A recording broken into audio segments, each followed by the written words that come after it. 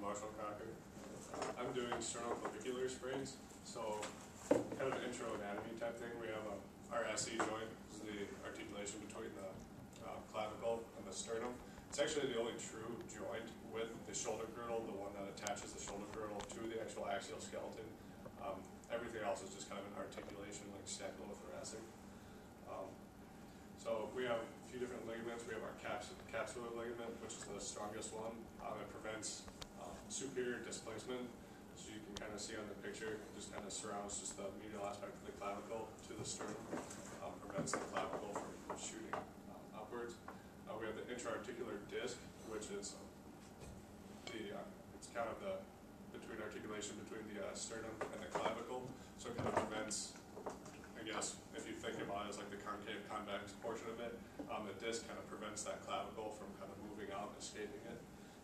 Usually resists medial compression as well, so the clavicle pressing in on the sternum. We have the interclavicular ligament as well, costoclavicular, the ligament between the first rib and the clavicle.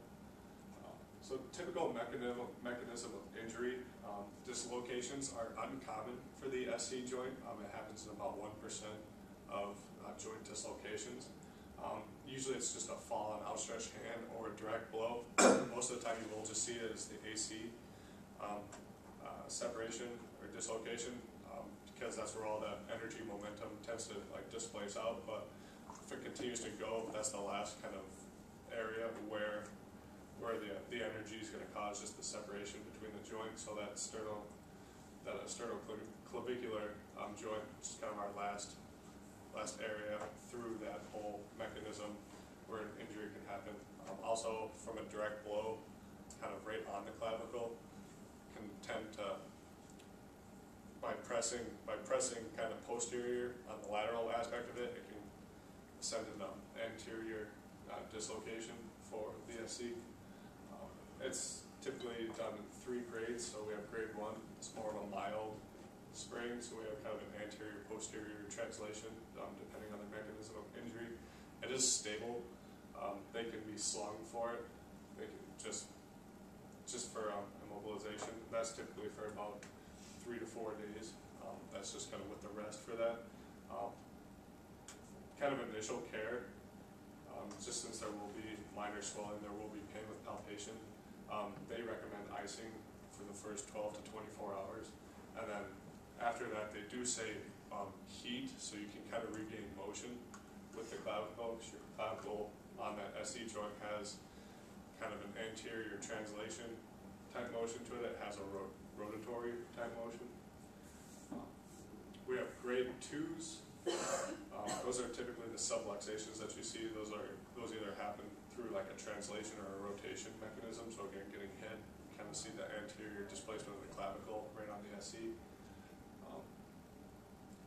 You will see an obvious deformity with that, with the displacement of the joint ends. They recommend icing for the first 12 to 24 hours, and then after that, they actually say heating you, because heating kind of, because of the joint, because of its importance in shoulder motion, they want everything to kind of relax so the joint kind of meets itself again, so then we can have proper motion with that. So they recommend heat for that for the next few days post injury. And then they say protect it for about 4 to 6 weeks. So a lot of times, since it still will be anterior displaced, they recommend a clavicle strap.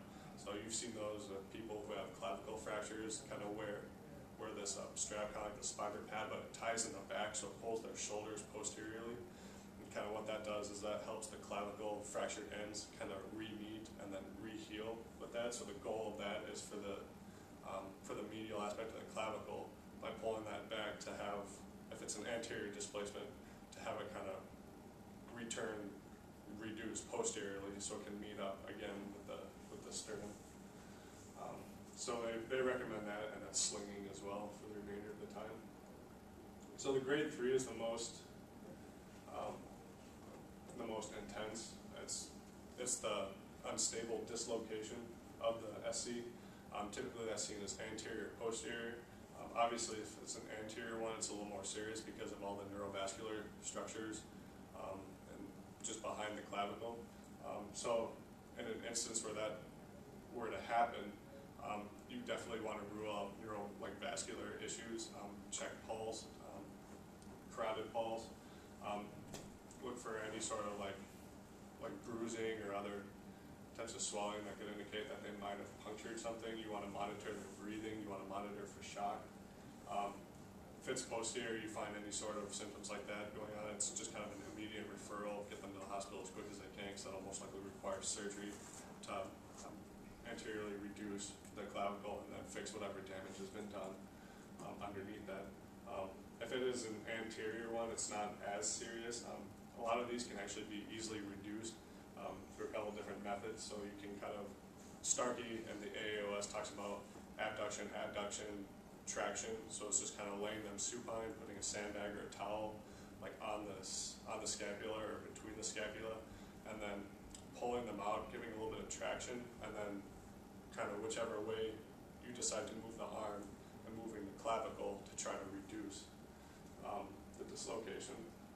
If it tends to keep dislocating, if it's not very stable, they do have a couple different surgical methods for it. They can use the subclavian tendon as threading, so they'll take the subclavian tendon, drill a hole through the clavicle, kind of wrap it around, try to support it. They'll do that with the intra-articular ligament as well. Sometimes they'll even take a semi-tendinosis, free tendon, and do a figure 8 motion to wrap the sternum around the clavicle around the first rib, and then attach it to the sternum for more support with that.